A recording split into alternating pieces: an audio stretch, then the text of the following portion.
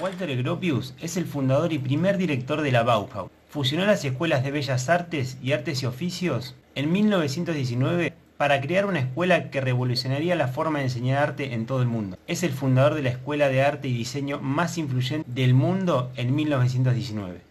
Walter Adolf Gropius nació el 18 de mayo de 1883 en Berlín, Alemania. Se convirtió en arquitecto tras estudiar en las universidades de Múnich y Berlín. En 1908 se incorpora al taller de Peter Behrens, donde trabaja junto a otros arquitectos que posteriormente tendrían gran influencia en la arquitectura moderna, como Mies van der Rohe y Le Corbusier. En el estudio de Peter Behrens, Gropius trabaja en el diseño de las instalaciones de AEG, donde a partir de 1907 comenzó a trabajar como asesor el diseñador Peter Behrens, quien diseñó la imagen corporativa de la empresa, los edificios de su fábrica y una serie unificada y sistémica de productos eléctricos, además de la famosa AEG Turbinenhalle de Berlín, que se trata de uno de los edificios fundamentales del proto-racionalismo, precursor de las ideas de Mies van der Rohe, Le Corbusier y Walter Gropius, y Westfalia, sentando las bases de algunos de sus futuros trabajos.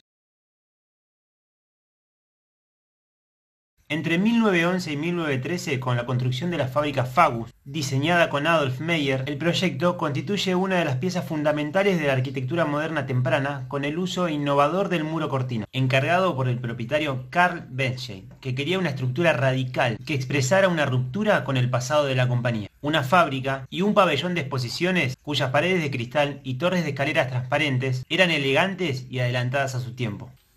Hacia uno de los lados del proyecto pasaban unas vías del tren, y el diseño del edificio se orientó hacia la vía. Bechstein, dueño de la fábrica, consideraba que la vista de los pasajeros desde el tren debería ser la que determinara la imagen del edificio, y puso el acento de la fachada con esa orientación. Peter Behrens, con quien Gropius y Meyer habían trabajado un año antes, había señalado que los arquitectos debían considerar cómo la velocidad de los elementos de los modernos medios de transporte afectaba la percepción de la arquitectura. Estas cuestiones fueron importantísimas en el diseño de la Fagus. La animada fluctuación en altura, el cambio entre la estructura horizontal y los ritmos verticales, los volúmenes pesados cerrados y la percepción de los ladrillos ligeros disueltas son indicadores de un enfoque en donde se utilizan deliberadamente los contrastes para llegar a una armonía de opuestos, creando una imagen visual del edificio desde las vías del ferrocarril. El edificio también es innovador en otros aspectos, ya que contradice el principio tradicional de reforzar las esquinas del edificio, haciendo que el edificio parezca más ligero. En su libro de 1937, La nueva arquitectura y la Bauhaus, Gropius escribió: el papel de los muros se restringe a meras pantallas estiradas entre las columnas del marco para evitar la lluvia, el frío y el ruido.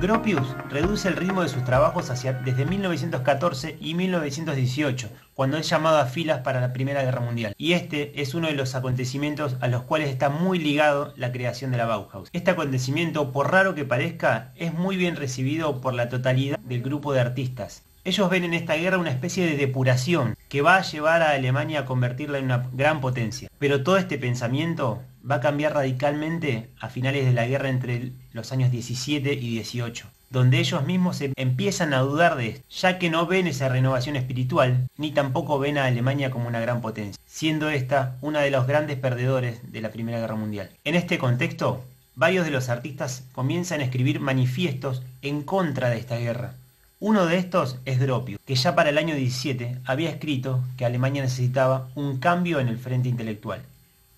Todo esto lo escribe en unas cartas que se manda con otro arquitecto llamado Van den Belt, que después de la Gran Guerra recomienda a Gropius como director de la Escuela de Bellas Artes y Artes y Oficios de Weimar. En esta época, el escritor Thomas Mann lo describió como uno de los bienhechores del mundo, que exigía una transformación radical en la cultura. Entre sus ideas, la búsqueda de una nueva estética significaba necesariamente la búsqueda de una nueva ética, y para hacer esto, las artes y la arquitectura serían fundamentales en el proceso. En 1919 fusionó las dos escuelas existentes en Weimar y fundó la Staatliche Bauhaus, donde según Gropius el regreso a la artesanía llevaría a la nueva construcción del futuro. De esta manera se distancia de su enfoque anterior, cambiando hacia un enfoque de trabajo artesanal. La nueva escuela pretendía unir todas las disciplinas, formando un nuevo gremio de artesanos. El manifiesto Bauhaus en 1919 comienza diciendo: el objetivo de toda actividad artística es la construcción. Sin embargo, inicialmente, la escuela carecía de un departamento de arquitectura, un vacío que fue llenado por el propio estudio de Gropius. Uno de los primeros encargos llevados a cabo por la escuela fue la casa Sommerfeld, construida para Adolf Sommerfeld en 1920. La casa estaba claramente influenciada por los trabajos de Wright, después de que Gropius leyera la publicación de Wasmuth, una recopilación del trabajo de Wright publicado en Alemania en 1910. En la casa, el concepto de obra de arte total aplicado en la Bauhaus se pone en práctica. El interior y los muebles serían diseñados y fabricados en los talleres de carpintería, metal, vidrio y tejido de la escuela. Y ya que hablamos de los diferentes talleres, quiero aprovechar para hablar del papel importante que tuvieron las mujeres en la Bauhaus. Con la aparición de la Primera Guerra Mundial y el alistamiento de los hombres y la necesidad industrial latente, esto provocó que las mujeres salieran de casa y accedieran a esferas sociales diferentes, que hasta ese momento eran inaccesibles para ellas. Además de la constitución que se había escrito en Weimar para el año 1919, en el cual se les otorgaba, además del derecho a voto, su derecho a estudiar, lo cual supone en el mundo del arte que las academias ya no pueden negarle el ingreso a las mujeres, y como era de esperarse, hicieron uso de este derecho. Cuestión que Gropius ya había pensado. Incluso la propaganda de la Bauhaus era llamar a estas mujeres. Pero entre una de las cosas que Gropius esperaba es que de cada 100 hombres accedieran aproximadamente 50 mujeres,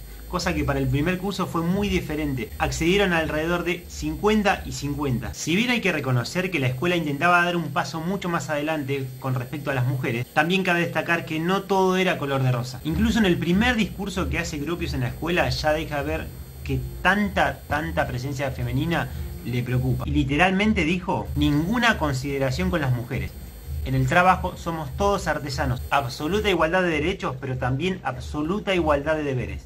Y en el Consejo de Maestros propone que sea más duro el ingreso. Con esto él se evitaría esa excesiva cantidad de mujeres, y él mismo dice que hay que dejar de hacer experimentos innecesarios. Y propone enviar a las mujeres directamente apenas entran al taller de textil, de alfarería o como mucho al de encuadernación. Así que pronto estos talleres se volverían casa de las mujeres. Y aunque esto parece una situación un tanto machista, hay que destacar que Gropius y otros más conocían del potencial del taller textil. De esta manera, muchas mujeres que ingresaron a la Bauhaus con la intención de ser artistas, pintoras, terminaron en los talleres textiles, de alfarería, de encuadernación, pero lograron brillar en estos lugares, como por ejemplo en el taller textil, el cual fue una de las principales fuentes de financiación de la escuela. En este caso se pueden destacar figuras que resaltaron en la totalidad de los alumnos, como el caso de Annie Albert, que era una artista textil, que fue la primera mujer en exponer individualmente en el MoMA en 1949, y a quien en 2019 se le hizo una exposición en Londres. Creó una línea propia y trabajó en su momento sobre telas insonoras y lavables, telas que se utilizan en auditorios y estudios de grabación. También se puede nombrar artistas como Marian Brandt. Ella fue la primera mujer admitida en el taller de metal, y sus diseños se siguen comercializando aún hoy por la marca Alessi. Fue creadora de una de las lámparas más famosas de la escuela, la Candel 702, y otras tantas cosas como ceniceros, juegos de café, diseños muy conocidos hoy en día y que fueron replicados infinidad de veces. Pero ¿qué pasaba con todos estos diseños cuando eran de mujeres y no creadas por hombres?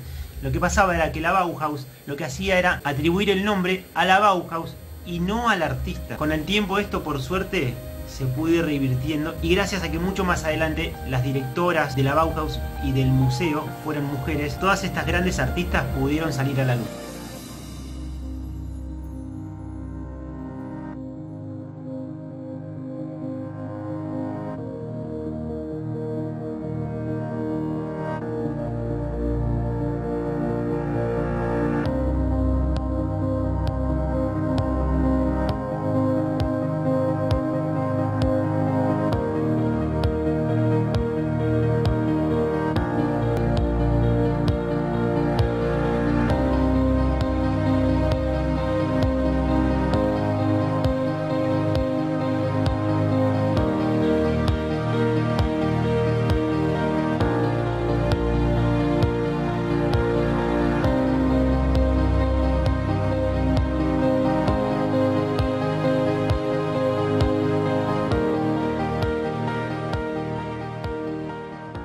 El enfoque que Gropius tenía en la artesanía comenzaría a cambiar para 1922 con su participación en el concurso para la sede del Chicago Tribune y el encargo de un edificio industrial y comercial en Alfred an der Leine, donde Gropius era reputado tras su participación en la construcción de la fábrica Fagus. Ambos proyectos contribuían en reavivar el debate en la Bauhaus de Weimar sobre los temas en que Gropius trabajaba antes de la guerra: racionalización y construcción industrial. Esto significó un punto de inflexión para el plan de estudio de la escuela, surgiendo la idea de arte y tecnología como una nueva unidad. En 1923, la Bauhaus organiza la exposición, una exposición de arquitectura internacional, después de que el gobierno le exigiera ver los resultados de la escuela. En él, su trabajo anterior no fue relegado, ya que su opinión sobre el futuro de la arquitectura había cambiado claramente. Ahora giraba en torno a la noción de la industrialización y racionalización y su papel en la producción artística. El Fordismo y el Taylorismo serían adoptados como una forma de adaptación a los requisitos técnicos y productivos de la época. La exposición de la Bauhaus de 1923 fue esencial para el movimiento. Era el altavoz para mostrar a la prensa alemana y por extensión al mundo entero la escuela de Gropius. Fue así que el gobierno concedió un crédito a la Bauhaus con la condición de que organizaran una exposición donde puedan mostrar sus progresos. Gropius para esto puso a toda la escuela a trabajar y el Consejo de Maestros decidió presentar una casa modelo en la cual participarían todos los talleres sin excepción de ninguno,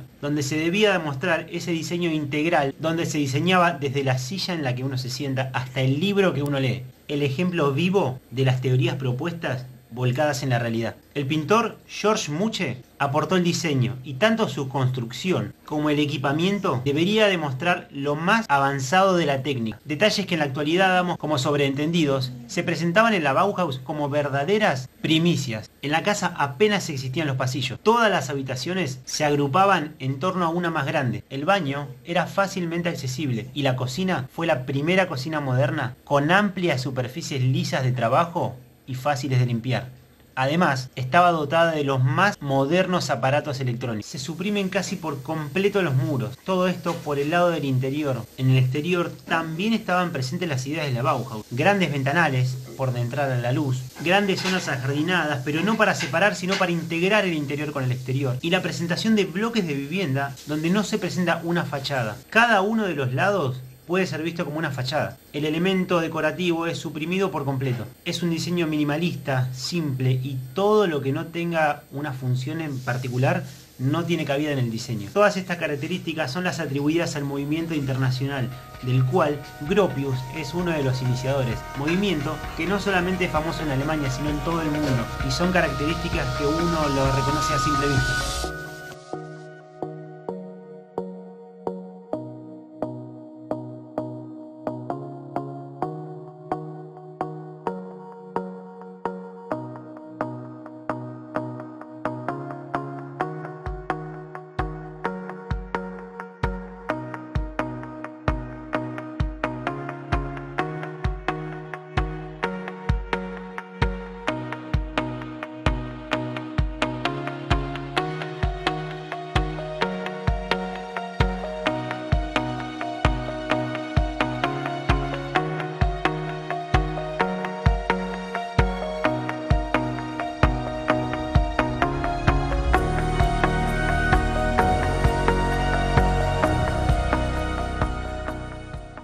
Como toda innovación, recibió tanto buenas acogidas como reproches significativos. Gropius inauguró la exposición que se celebró desde el 15 de agosto hasta finales de septiembre, en donde se celebraron conferencias, se interpretó música y se expusieron todo tipo de trabajos de los diferentes talleres. Y aunque el éxito económico fue mucho menos de lo esperado, el impacto propagandístico fue inmenso. Con motivo de la exposición, la Bauhaus se había propuesto presentar una nueva apariencia. Las palabras mágicas eran nueva tipografía, que estaban llenas de la influencia de los grabados de Schill y del constructivismo ruso. Negro, blanco, rojo eran los colores principales. Lo que era significativo se subrayaba. La página impresa ya no era simétrica, sino compuesta en equilibrio asimétrico. Bloques, bandas y líneas eran ineludibles. Fue Moholy Nagy quien conocía la vanguardia constructivista y la introdujo en la Bauhaus, el que le dio el nuevo impulso a la nueva nueva tipografía. Y con respecto a esto hay algo que, si bien todavía no hablé, es fundamental nombrarlo para lograr entender el porqué de todo esto y cómo se llega a esto. Y es que para el año 1917 Mondrian y Dustin crean un movimiento artístico que defiende el neoplasticismo en la creación artística. Ellos en el año 1920 hacen una visita a la escuela de la Bauhaus, y en esta visita Dustin ve las posibilidades que tiene la escuela, y hay muchas cosas que le gustan y otras tantas que no. Por ejemplo,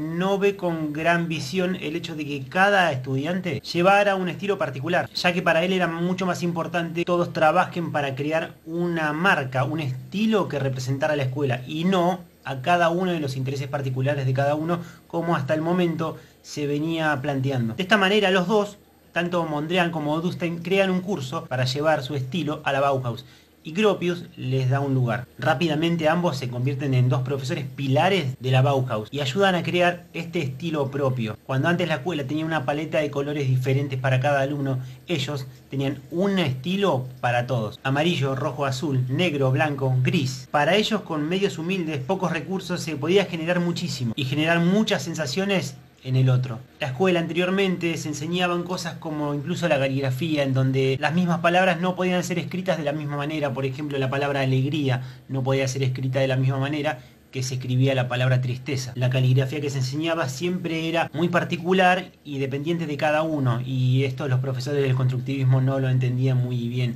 y ellos lo intentaban llevar todo a una misma caligrafía cuya misión era simplemente ser clara y de fácil lectura. Todas estas enseñanzas fueron rápidamente aceptadas por la escuela, y de hecho la imagen que nos llega hoy por los libros de la Bauhaus es esa tipografía simple, de fácil lectura, que hoy en día están en las revistas, los libros, en todos los lugares, incluso mismo en la señalética. Ellos ya habían entendido todas estas formas, estos números y símbolos que el hombre de hoy necesita para leer y entender muy claro. Todo este conjunto de cosas aceleró y dio forma al estilo Bauhaus. Las formas y colores que ellos propusieron se fueron convirtiendo en el ABC de la escuela, como con figuras simples, triángulos, cuadrados, círculos y colores como el rojo, amarillo y azul podían juntarse para crear desde una jarra hasta una silla, una mesa, todo, siempre y cuando la forma siguiera el uso del objeto. Con esto se renuncia al justificante artístico de la obra. ¿Qué quiere decir esto? Que ninguna obra, ninguna forma puede estar justificada meramente por la parte artística, sino que tiene que ser la función la que justifique la forma.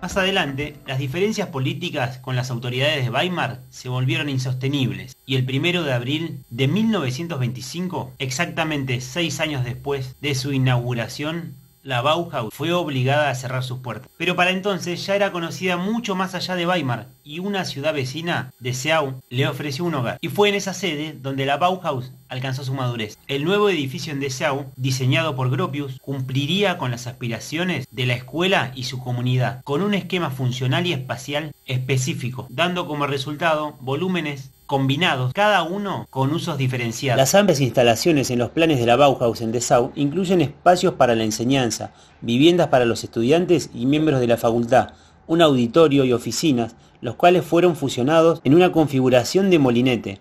Desde la vista aérea, el diseño hace alusión a la forma de hélices de aviones, que fueron fabricadas en gran parte en las áreas circundantes de Dessau. El edificio se compone de 3 salas conectadas por puentes. Los espacios de la escuela y los talleres están asociados a través de un gran puente de 2 pisos, que crea el techo de la administración pública, en la parte inferior del puente. Las unidades de vivienda y construcción de escuela están conectadas a través de un ala para crear un fácil acceso al salón de actos y salas del comedor.